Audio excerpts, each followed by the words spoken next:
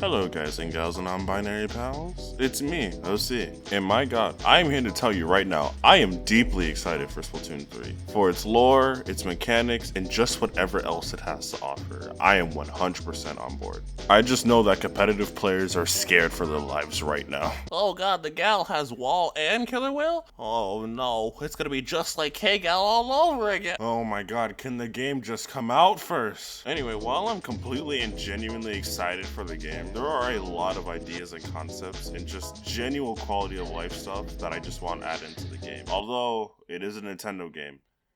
So, yeah. I do have hope though. I still do have hope.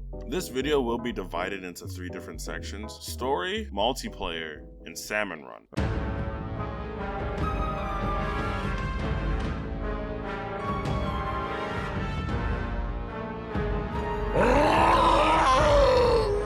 Okay, with that out of the way, let's get into the video.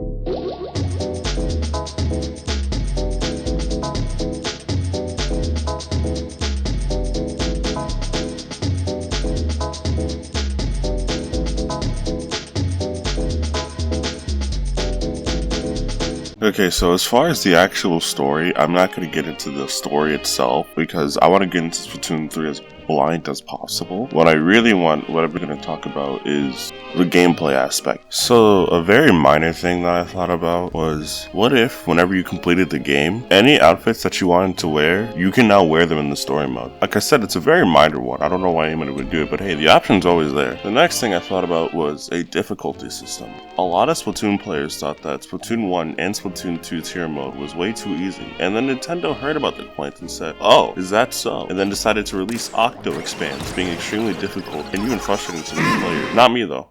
Y'all stay safe. Earlier this year, I made a difficulty system concept with there being 4 difficulties to choose from, with the easiest being for people new for shooters entirely, or for just people who want to go through the story. The second difficulty being for players who played shooters but have never played Splatoon. The third difficulty is recommended for players who's played all the Splatoon stories so far, and the fourth one being... yeah.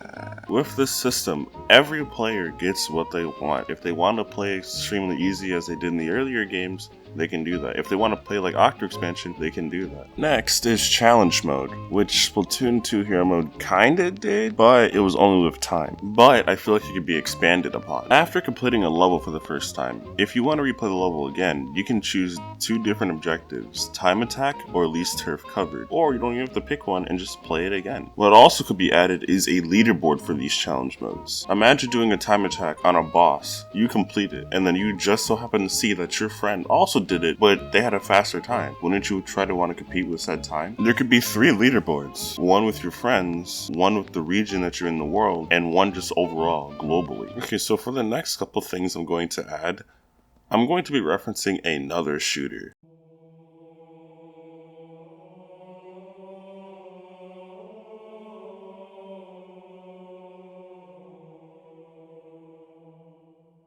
In the Halo game story mode, they had these things called skulls, which, when activated, would change how the game worked in a positive or negative way depending on which skulls you activated. Some skulls were even a mixed bag, being both positive and negative depending on which situation you were in. These skulls acted like the modifiers of the game.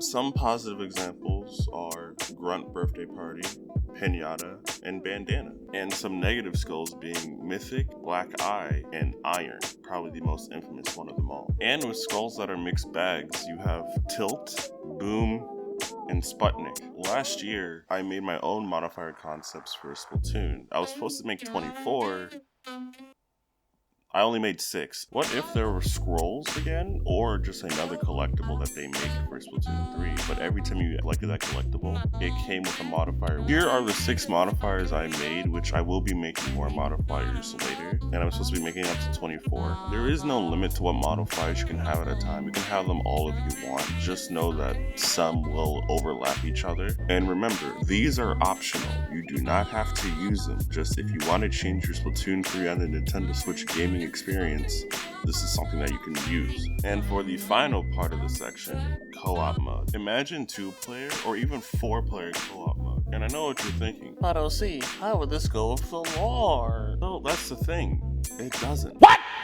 but it would be fun. Do you think there are canonically 4 Master Chiefs grappling hooks and just throwing barrels just because they could? No. But then why is it in the game then? Oh, it's because it was fun and entertaining. You should try it sometime. Imagine 2-player Octo expansion, but since there's now 2 Agent 8s, there's now 2 Agent 3. I should stop talking now because that would not be fun in the slightest, but you get the point. Besides, imagine 4 of your favorite Splatoon YouTubers just messing around in the story together. I'm telling you, it's a good idea. It's a good idea. Well, that's all the ideas I have for story mode, from a difficulty system, to a challenge minigame, to modifiers, and just co-op mode. It would just make the game a lot more playable, and even benefit offline players or players who want to play the game on the go.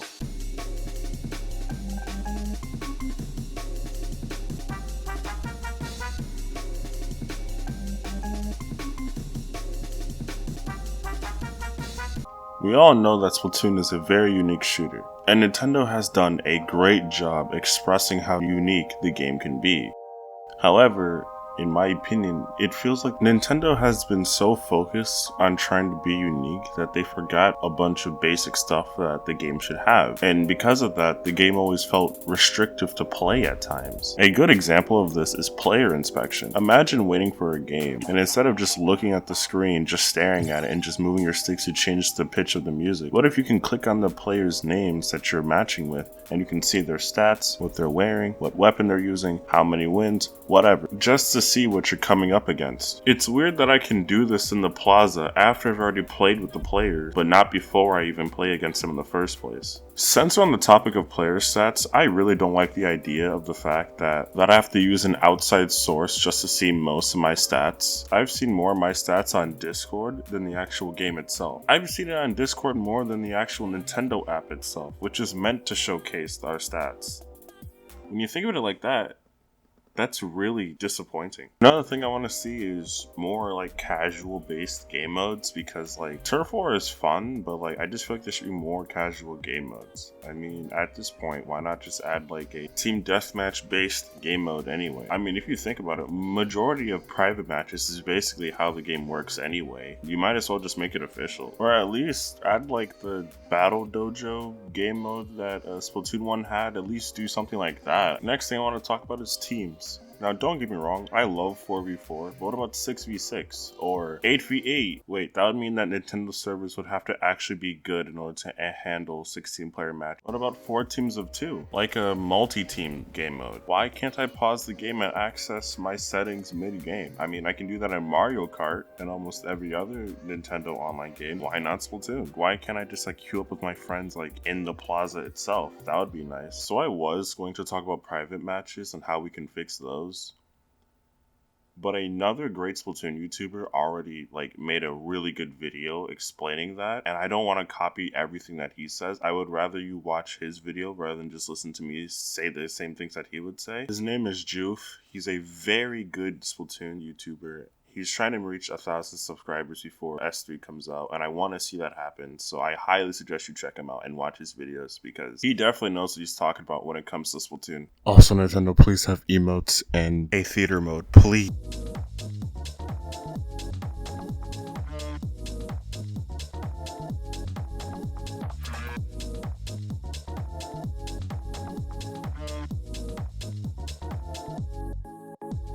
Ever since Splatoon 1, I've always wanted a 4-player co-op mode, and Splatoon delivered. However, in my opinion, compared to the other 2 game modes, SalmonRun always felt kinda neglected. Just like other horde modes and shooters. The biggest example of this is the fact that local SalmonRun, yes, that means going to a friend's house with your Switch and their Switch and playing SalmonRun together. Local SalmonRun has more freedom and more stuff to do than online play. Let that sink in. A game mode in an online multiplayer shooter has less freedom online than it does locally. Raise your hand if you've actually played SalmonRun locally. That's like 3 of you. For those who've never played SalmonRun locally, which I'm pretty sure most of you didn't even know that's a thing, you can change the difficulty. You don't need to play with the full team. You can use any weapon you want. You can change the map what you want. Think of it like a private SalmonRun lobby, except you can only do it locally. All I ask Nintendo is please give online SalmonRun these traits, please. Okay, so for the next thing we're going to talk about, imagine this. You invite your 3 friends to play SalmonRun with. You complete all 3 waves, and then the game doesn't end. There's a 4th bonus wave, and this wave plays a little differently. There is no basket to take care of. You only have one objective and one objective only, and that is to survive until the helicopter comes and rescues you. And I know what you're thinking. OC, I just survived 3 waves. I don't want to die in the bonus wave and lose everything. Like I said, it's a bonus round. After the 3rd round, you've already quote-unquote won the game. It's just if you escape, you get more rewards. If you die on the bonus round, you just lose the bonus reward. Next is an upgrade system. You know the power eggs that you get in the story mode and how you can use those to upgrade your weapons? Well, you get those in SalmonRun, but they don't do anything. At the end of every wave, you have 30 seconds to buy upgrades, gear up, or do whatever you need to prepare for the next. These upgrades can be stuff like more health, ink resistance, ink capacity, just something to make the power eggs actually useful. The longer we play, the more difficult the game's gonna be. So why not add an upgrade system to even the fight? There could even be bonus rewards for, let's say you complete a wave and you revive the most teammates and you get more bonus eggs because of it. Or you killed the most bosses and you get a reward for that. Kinda like how multiplayer is now doing an accolade thing. SalmonRun should do it as well. The next thing I thought about was a 4v4 competitive SalmonRun mode called SalmonRun Competitive Pay. Basically how this works is there's 2 teams, 2 baskets, and 2 ways to win. Both teams compete with each other to see who can get more eggs. Whoever has the most eggs by the end of the game wins. But there's another way to win. If one team dies, all the other team has to do is survive. If the other team doesn't survive, and both teams are dead, then the wave resets, giving both teams another chance. Even though in this game mode you can't hurt the other team, that doesn't mean you can't stop them. You can play fair, or you can play dirty. It doesn't matter. What does matter is only 2 teams come in, but only 1 team can come out on top. And the last thing I want to talk about, which I'm pretty sure everybody's been talking about it, that is a endless mode. I and 3 other people actually play SalmonRun for fun and not for its rewards. The rewards are nice, don't get me wrong, but I like to have fun in a video game. The fact that the game ends after 3 waves is kind of a buzzkill to the game mode. I'm not saying remove it, I'm just saying add an endless mode for other players to enjoy.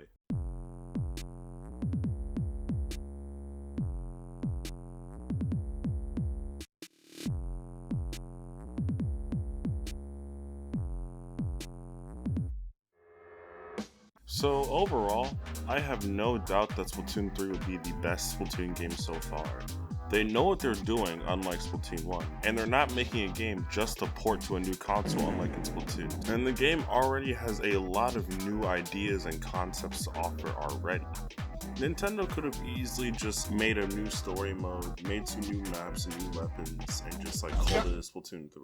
But it's very obvious that they have a lot of care and they know what they're doing and putting things in the right direction with this. However, we still could see a lot of lackluster quality of life issues missing from the game if Nintendo doesn't learn from their previous mistakes. Well, that's all I have for today. I really hope you enjoyed watching. If you have any ideas yourself about what Splatoon 3 can have, tell me. I'm always interested to know. Anyways, I'm OC. Have a good one.